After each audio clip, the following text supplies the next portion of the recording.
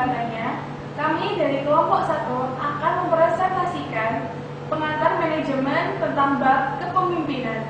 Sebelumnya, saya akan memperkenalkan anggota saya Aifitri Munazamia. Flores Boga, NIM 2013-2105-17. Saya Fatra Gali, NIM 2013-210-505. Saya Diana Kayanti, NIM 2011-210918. Nama saya Risma Wijasono, NIM 2011-210329. Saya Heni Fiona Tarigan, NIM 2012-210947. Saya Yusuf Pustiasari, NIM 2012-210201. Saya Ariandana, 2013-2127. Dan rekan saya sebagai kameramen Muhammad Faid dengan NIM 2013-210217. Terima kasih atas kesempatannya. Saya Aifitri akan mempresentasikan tentang sumber-sumber kekuasaan. Yang pertama yaitu kekuasaan yang sah. Kekuasaan yang sah itu, pemimpin dengan kekuasaan yang sah memiliki hak atau wewenang untuk memberikan perintah kepada orang lain, di mana karyawan diwajibkan untuk mematuhi perintah yang sah. Sebagai contoh, seorang manajer menyuruh bawahannya atau karyawan untuk mengerjakan sesuatu. Seorang karyawan itu harus mematuhi peraturan yang telah ditetapkan oleh seorang manajer. Seorang manajer memiliki kekuasaan sah yang lebih besar terhadap para bawahan daripada rekan atau orang lain yang berada di dalam atau di luar organisasi. Kekuasaan yang kedua yaitu kekuasaan imbalan. Kekuasaan imbalan itu pemimpin yang memiliki kekuasaan imbalan mempengaruhi orang lain karena ia mengendalikan imbalan yang bernilai, di mana seseorang mematuhi keinginan pemimpinnya akan dapat menerima imbalan itu. Sebagai contohnya, seorang manajer bekerja keras untuk mendapatkan imbalan yang besar, tetapi kebijakan perusahaan memutuskan kenaikan gaji yang sama atau memberikan gaji yang sama. Maka dapat disebutkan kekuasaan imbalan pemimpin menurun jika tidak mampu menaikkan gajinya sendiri. Yang ketiga adalah kekuasaan koersif. Kekuasaan koersif, kekuasaan di mana pemimpin memiliki kendali atau hukuman, di mana setiap orang patuh untuk menghindari hukuman tersebut. Seseorang manajer memiliki kekuasaan koersif lebih kecil jika kontrak kerja membatasi kemampuannya di dalam memberikan hukuman seperti manajer level rendah. Jadi, manajer level rendah memiliki kekuasaan koersif yang lebih kecil daripada manajer level atas. Yang keempat adalah kekuasaan kekaguman. Kekuasaan kekaguman ini memiliki sifat-sifat pribadi yang menarik orang lain, di mana seorang manajer tersebut sukses dan berjiwa karismatik serta kompetitif akan lebih dihargai dan disukai karyawan. Sebagai contoh, seorang manajer meniru gayanya atasannya yang memiliki wibawa dan berkarismatik, sehingga seorang manajer tersebut lebih dihargai oleh karyawannya. Terakhir adalah kekuasaan keahlian. Kekuasaan keahlian itu, pemimpin memiliki keahlian tertentu, di mana pemimpin ini akan mendapatkan kepercayaan dari seseorang yang akan belajar darinya atau mengambil keuntungan darinya. Sebagai contoh, seorang manajer yang mendalami manajemen produksi menyuruh karyawannya untuk mengubah teknik produksi, maka karyawannya tersebut akan menuruti para manajer yang sudah mendalami manajemen produksi.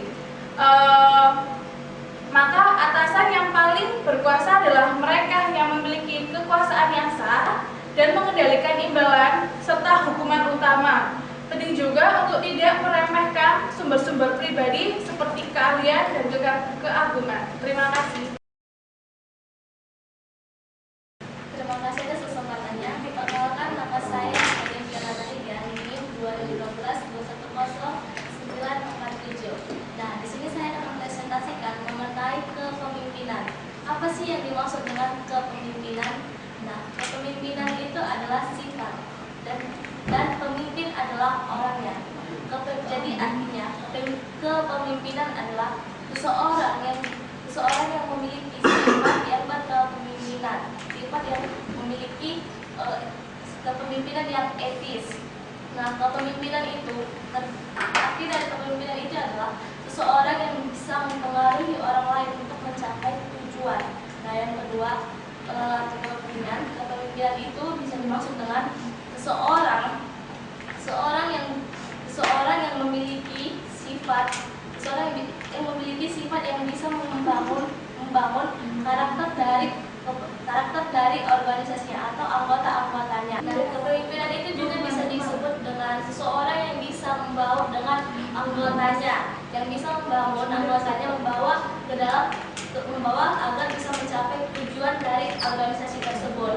Nah, sebagai kepemimpinan, organisasi membutuhkan kepemimpinan yang bersifat adil dan etis kepada bawahannya dan bisa membangun anggotanya agar bisa mengikuti arahan dari pemimpin. Nah, itu bisa dikatakan dengan pemimpin yang istimewa. Pemimpin yang istimewa itu adalah pemimpin yang memiliki karakter kepemimpinan yang beretika, yang bersifat etis. Nah, jadi pengertiannya bahwa kepemimpinan adalah orang yang memiliki sifat dan tujuan untuk memajukan sasaran dari sebuah organisasi. Nah, sekian presentasi dari saya. Terima kasih. Terima kasih atas kesempatannya. Nama saya Rusmala Wijaksono, NIM 2011-210329.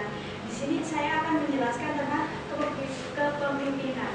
Pemimpin terbaik akan yang pertama, satu, menambah proses, yang kedua, menginspirasikan visi bersama, yang ketiga, memungkinkan orang lain untuk bertindak, yang keempat, menjadi panutan, yang kelima, membesarkan hati.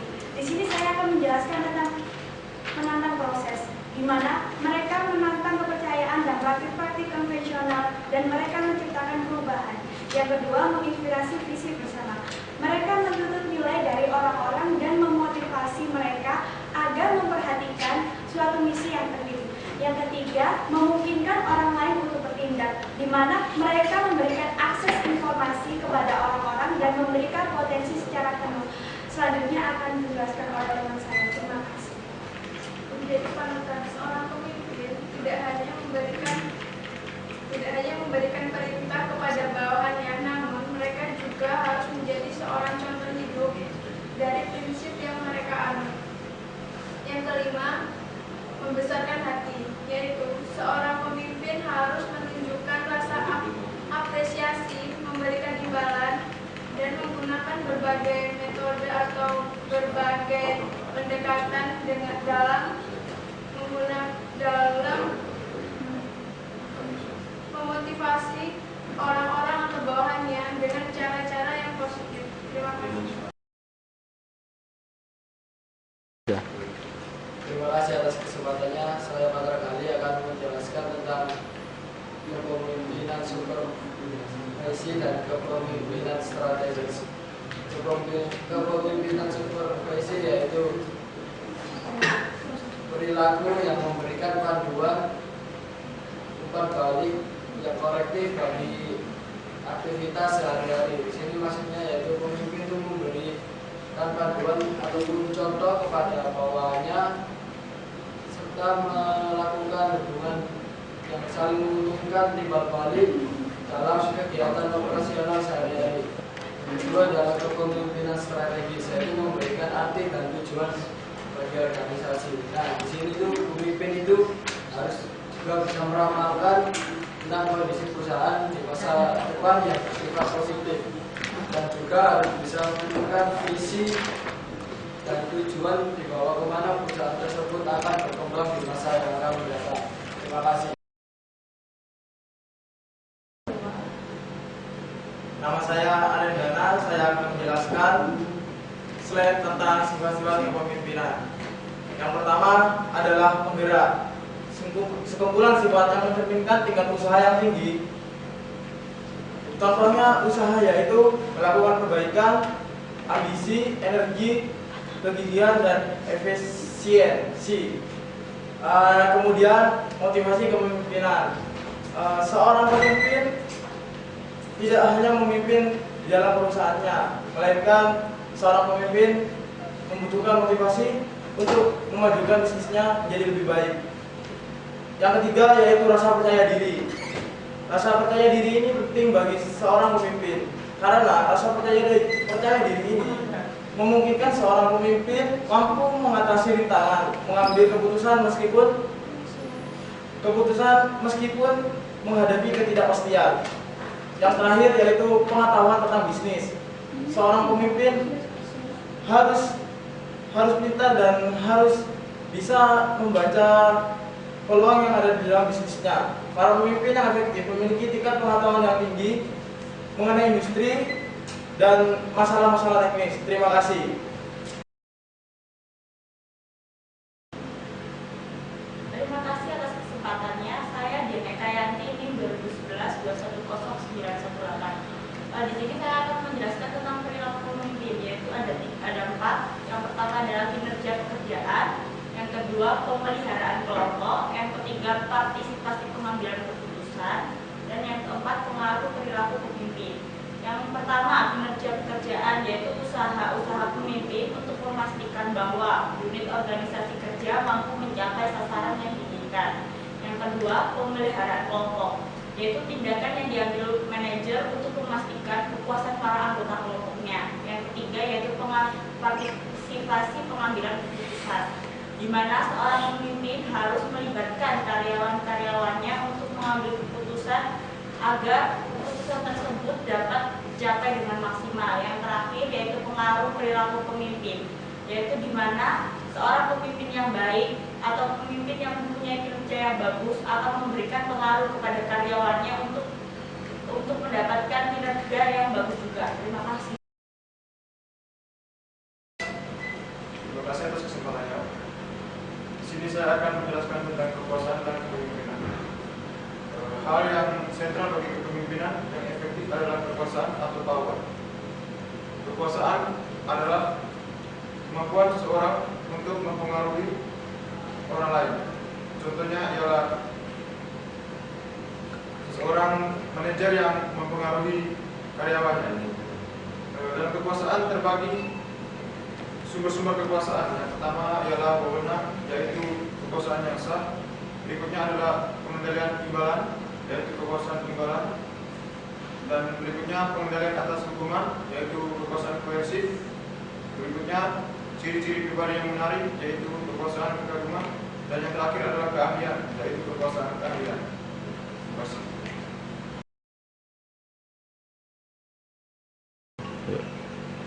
Terima kasih atas kesempatannya. Saya Muhammad Faid akan menjelaskan tentang perspektif kepemimpinan. Perspektif kepemimpinan ada 3 macam. Yang pertama, pemimpin karismatik, pemimpin transformasional, dan pemimpin autentik.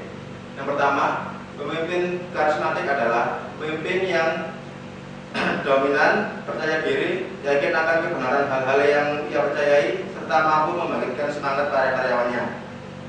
Yang kedua, pemimpin transformasional merupakan seorang pemimpin yang memotivasi orang untuk mengorbankan hal-hal yang disukainya atau kepentingan pribadi mereka untuk kebaikan kelompok. Yang ketiga, pemimpin autentik adalah seorang pemimpin yang jujur pada dirinya sendiri, akan pikiran dan perasaannya dalam memimpin seseorang. Terima kasih. Sekian presentasi dari kelompok 1. Jika ada salah kata, mohon dimaafkan. Assalamualaikum warahmatullahi wabarakatuh.